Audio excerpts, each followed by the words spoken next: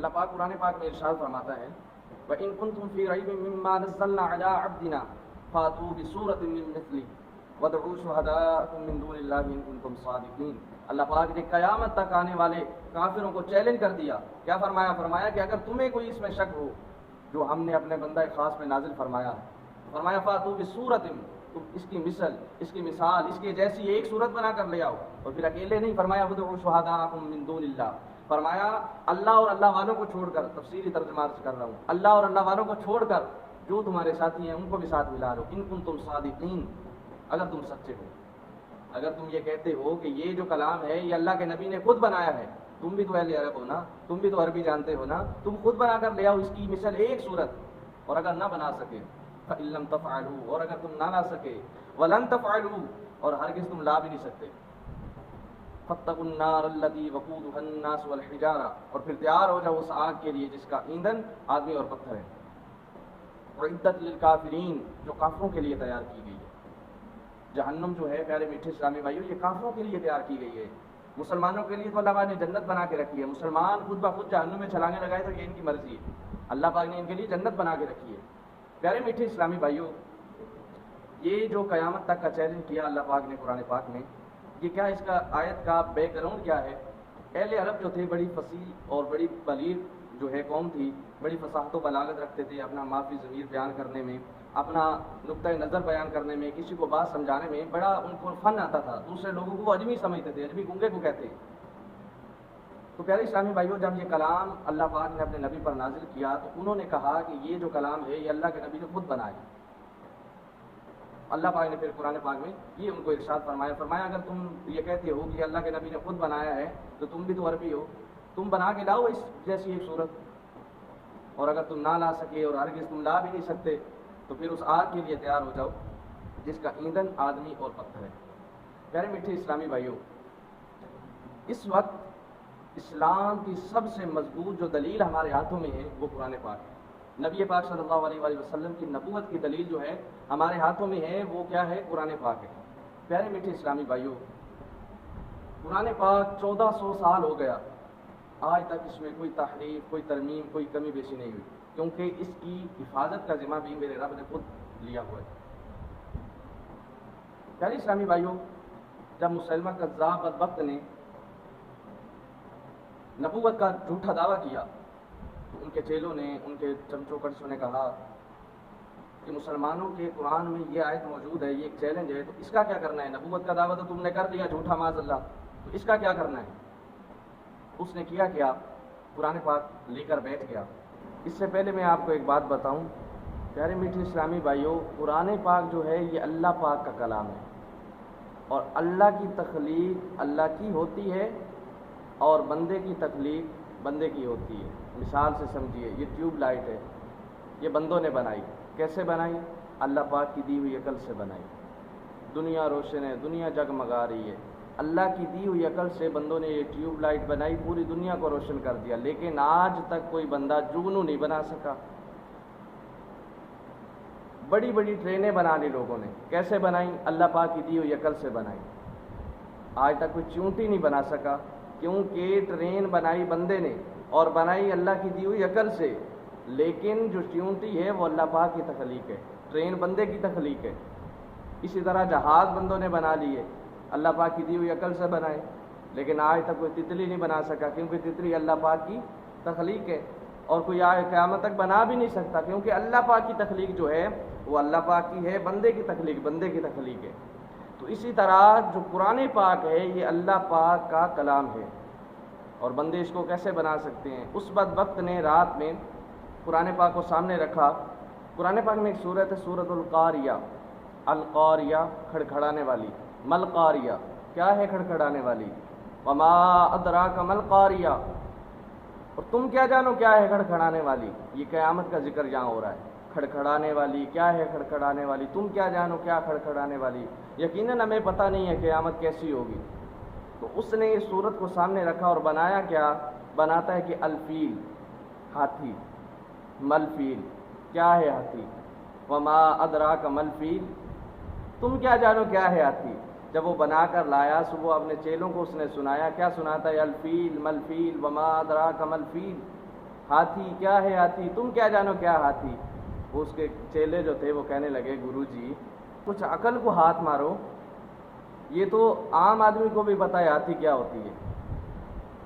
اس کے 4 پاؤں ہوتے ہیں، ایک سونڈ ہوتا ہے، 2 کان ہوتے ہیں، ایک دم ہوتی ہے، یہ تو سب کو پتہ ہے ہاتھی کیا ہوتی ہے۔ تو پیارے اسلامی بھائیوں بات وہیں ختم ہوتی ہے کہ کوئی قرآن پاک میں ترمیم و تحریف نہیں کر سکتا، کوئی قرآن پاک کو بدل نہیں سکتا، کوئی قرآن پاک کا مقابلہ نہیں کر سکتا۔ اللہ پاک نے اس کے حفاظت کا ذمہ لیا ہے۔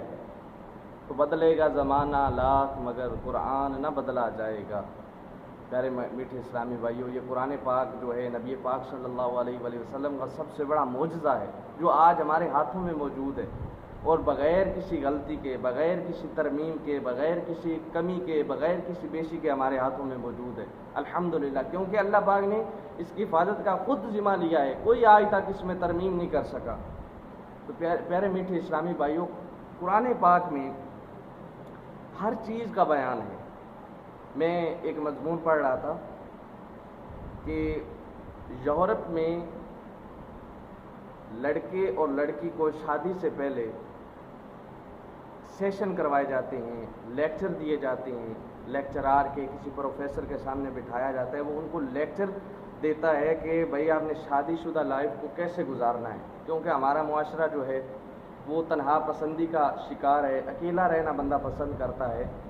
تو وہ لیکچر دلوائے جاتے ہیں، 2-2 3-3 گھنٹے کے سیشن کروائے جاتے ہیں کہ تاکہ شادی کے بعد آپس میں ان کی انڈرسٹینڈنگ ہو سکے، آپس میں ایک دوسرے کو سمجھ سکیں، ایک دوسرے کو برداشت کر سکیں، ایک غصہ کرے دوسرا اس کو برداشت کر سکے۔ تو میں یہ سوچ رہا تھا، لیکن پھر میرے ذہن میں قرآن پاک کا ایک جملہ آیا، ہن لباس لکم وانتم لباس لہن۔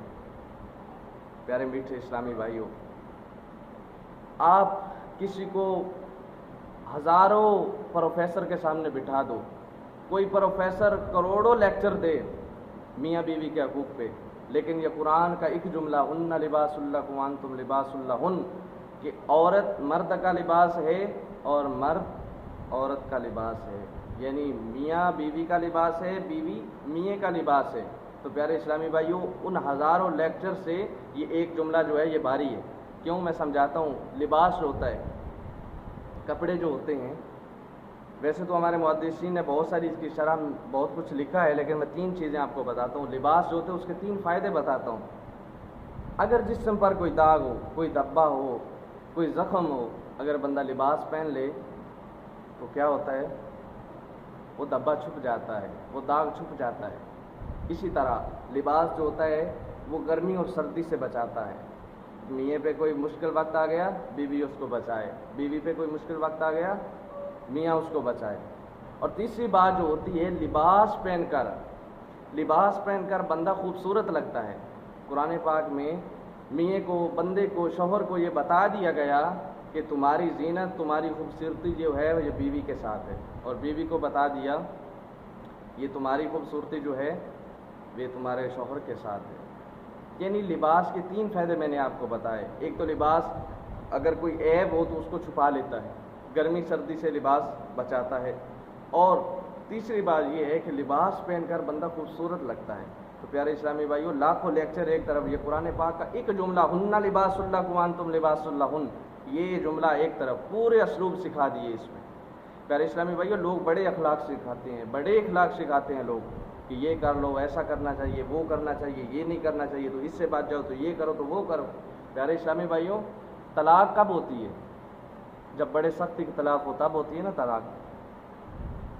پیارے میٹھے اسلامی بھائیوں، قرآن پاک میں فرمایا گیا کہ جب تم طلاق دیتے ہو کسی عورت کو تو اس پر احسان کرو۔ اتنے اختلافات کے، اتنی لڑائی جھگڑے کے باوجود بھی عورت سے احسان کرو۔ کیسے؟ یہ نہیں کہ جاتے ہوئے اس کا سامان بھی رکھ لو، اس کا جہیز بھی رکھ لو اور پھر بھائی اس کو نکال دو، ایسا نہیں ہے، بلکہ قرآن پاک اخلاق سکھا رہا ہے۔ کیا فرما رہا ہے؟ قرآن پاک یہ فرما رہا ہے کہ اس عورت پر احسان کرو، احسان کے ساتھ اس کو رخصت کرو۔ میں جس گھر میں یہ قرآن پاک نازل ہوا اسی گھر کی بات سناتا ہوں۔ حضرت امام حسن مجتبیٰ رضی اللہ تعالی عنہ، مولا علی کے بڑے شہزادے ہیں، آپ کی اپنی بیوی کے ساتھ اختلاف ہو گیا۔ حضرت امام حسین کو پتہ چلا، آپ آئے، آ کر پوچھا بھائی جان میں نے سنا ہے کہ بابی سے آپ کا اختلاف ہوا ہے۔ تو امام حسن رضی اللہ تعالیٰ عنہ فرماتے ہیں ہاں ہوا ہے۔ تو امام حسین فرماتے ہیں بھائی جان کیا ہوا ہے، کیا بات ہے؟ تو امام حسن مجتبیٰ رضی اللہ تعالیٰ عنہ فرماتے ہیں حسین اگر ہوا بھی اختلاف ہے تو میرا اور میری بیوی کا معاملہ میں تجھے کیوں بتاؤں؟ تو نے قرآن نہیں پڑھا ہن لباس لکم وانتم لباس لہن، کہ بیوی شوہر کا لباس ہے اور شوہر بیوی کا لباس ہے، اگر کوئی عیب ہے بھی تو میں تجھے کیوں بتاؤں؟ امام حسین رضی اللہ تعالیٰ اٹھے، اپنے بھائی کا ہاتھ چوما، فرمایا بھائی جان آیت تو میں نے کب سے پڑھی ہوئی تھی لیکن تفسیر مجھے آج معلوم ہوئی ہے۔ پھر کچھ عرصے بعد امام حسن رضی اللہ تعالیٰ نے ان کو طلاق دے دی، طلاق دی۔ تو پھر امام حسین نے فرمایا کہ ابھی تو بتا دیں، ابھی تو آپ بتا دیں، اب تو طلاق ہو گئی۔ فرمایا جب میں نے طلاق دے دی وہ میرے لیے غیر محرم ہو گئی، وہ میرے لیے غیر محرم ہے، چل حسین ہم کیوں کسی غیر محرم کی باتیں کریں۔ امام حسین اٹھے اور پھر جا کے اپنے بھائی کا ہاتھ چوما اور کہا کہ میں صدقے جاؤں، میں قربان جاؤں، مجھے امام حسن جیسا بھائی ملا۔ سبحان اللہ۔